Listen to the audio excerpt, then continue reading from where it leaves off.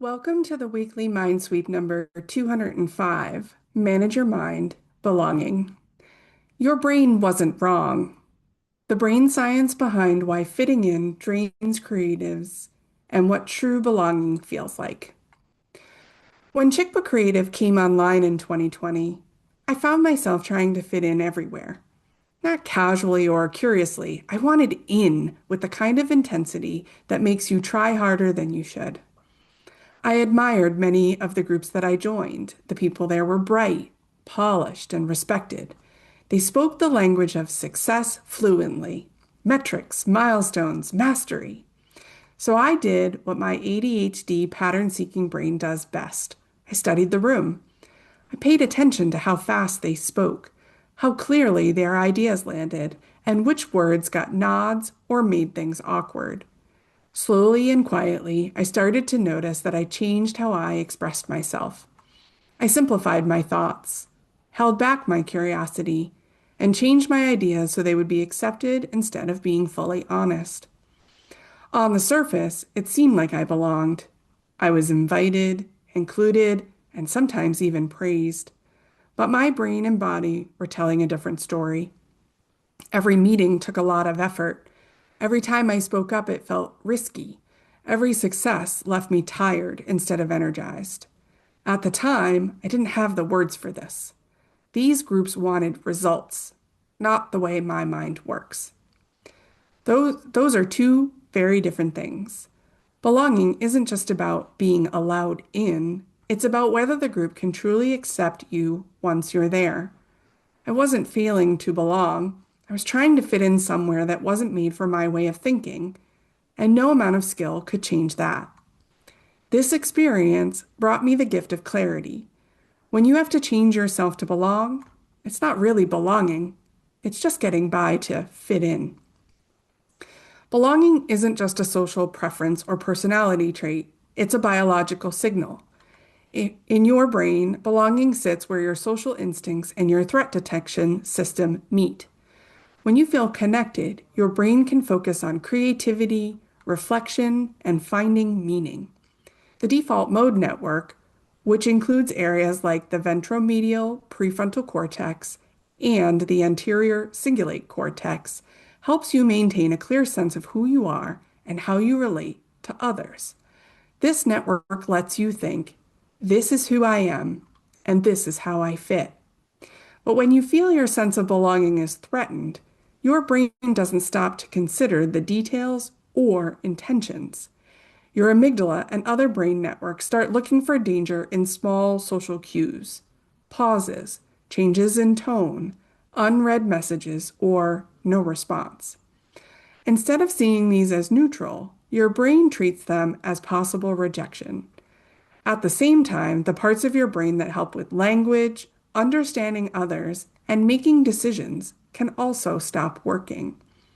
This change explains why feeling left out can be so upsetting. Loneliness and social disconnection affect how different brain networks connect, making it harder to think clearly, regulate emotions, or even focus. For creative people with ADHD, who are already more sensitive to stimulation, emotion, and new things, this signal comes on faster and stronger. The nervous system quickly jumps to all or nothing thinking. I'm too much. I don't belong. I should disappear or overperform. This isn't just overthinking. It's your brain processing threats more quickly. When your brain feels your belonging is at risk, it doesn't focus on being accurate. It focuses on keeping you safe. In entrepreneurship, belonging isn't about being popular or liked. It's about feeling safe for how your mind works. Because entrepreneurship involves being seen, judged, and interpreted by others every day, threats to belonging happen more often than we think.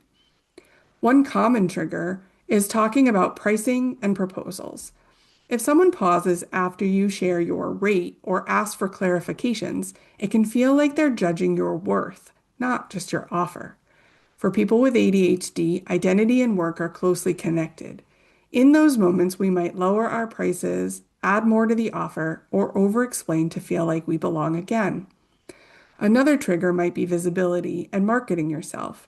Sharing your authentic voice, talking about your different way of thinking, or even mentioning neurodivergence can set off the same threat signals as entering a room where no one thinks like you.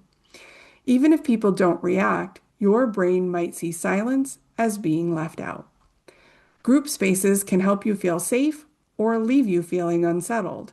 Masterminds, Slack groups, and collaborations can foster belonging through shared language and safety, or quietly undermine it through hierarchy, fake vulnerability, or subtle exclusion.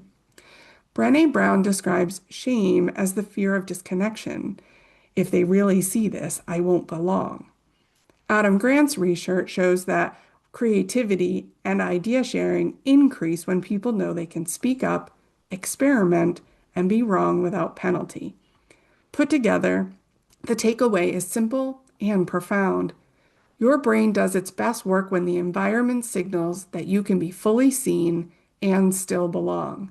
These are not just affirmations, they're neural reps, small, repeatable actions that teach your brain a new association. It teaches your brain that being different and visible does not mean you are in danger. Here are 5 brain-based ways to rewire rewire belonging for your brain. Number 1, name the cue, not the character. When you feel that sinking feeling, the goal isn't going to fix the thought. It's important to notice and name the signal. My brain just flagged a belonging threat. This is protection, not proof. Naming what you're feeling helps your brain stay calm and present instead of making you hide, shapeshift, mask, or shut down. Number 2, build psychological safety before the room. When you feel threatened, your brain tries to change everything in the middle of a conversation. Don't let it. Write down your prices, boundaries, and what you're willing to negotiate before important conversations. Decide these things ahead of time so your nerves don't take over in the moment. Afterward, ask, where did my brain assume exclusion? Where was the evidence neutral or welcoming? Feeling safe helps you come up with more ideas, even if you create that safety for yourself. Number 3, choose rooms that can hold your wiring. Belonging depends on the situation. Your brain is always asking, who thrives here? Look for spaces where it's normal to think differently, to need stimulation, or be sensitive to rejection. After being in a group, ask yourself, do I feel more like myself or less? The places you spend time in regularly shape how your brain works in the future. Who you surround yourself with matters. Number 4, practice edges, not emotional flooding. Being vulnerable doesn't mean sharing everything. It means showing parts of yourself to people who have earned your trust. Share a little at a time and then notice, did I stay? And did the group support me? This question helps you build resilience to shame so you can stay true to yourself even when your brain expects to be left out.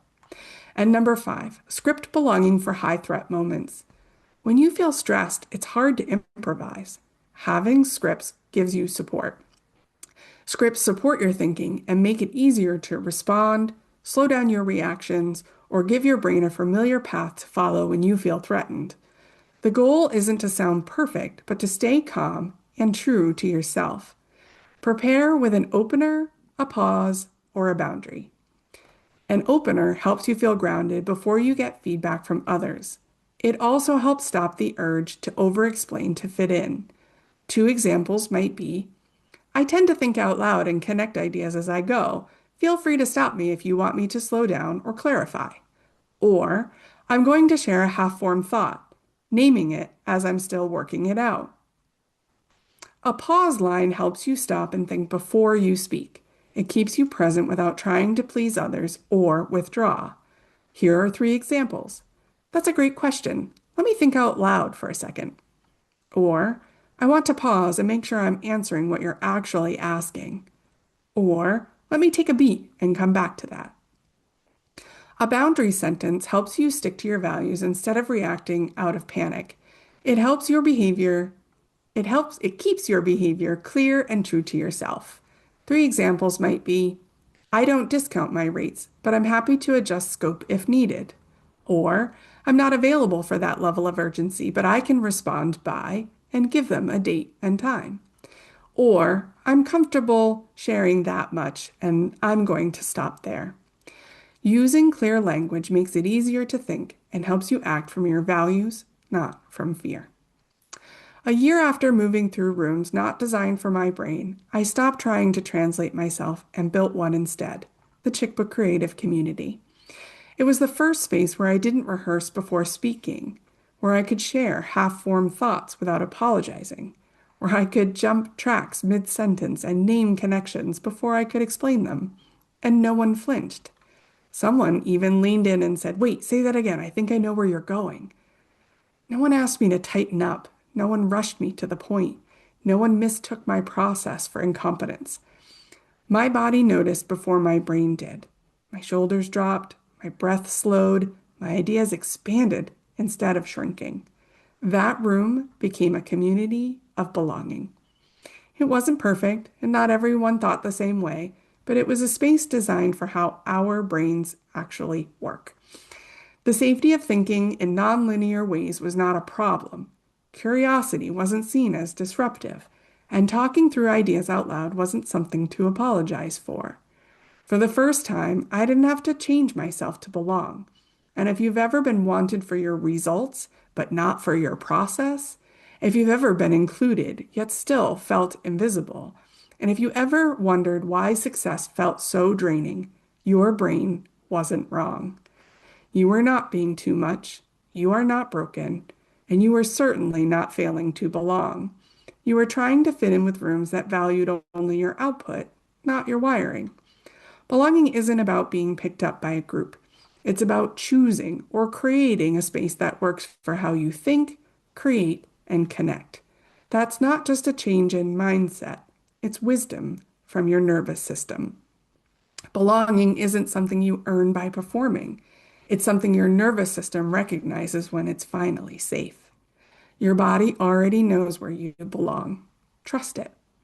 My questions for you this week: what would change in your work if you trusted that being different and visible doesn't automatically mean danger? What does real belonging feel like in your body when it's present? What helps you recognize it when it shows up? I'd love for you to reply and share with me. Are you ready to work with me?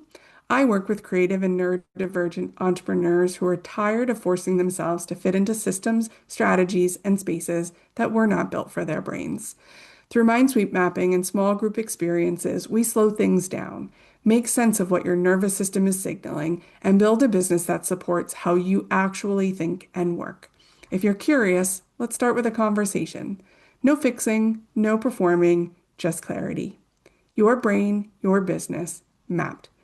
You can learn more about MindSweep mapping or book a free consultation to learn how I can support you and your business on my website at chickbookcreative.com.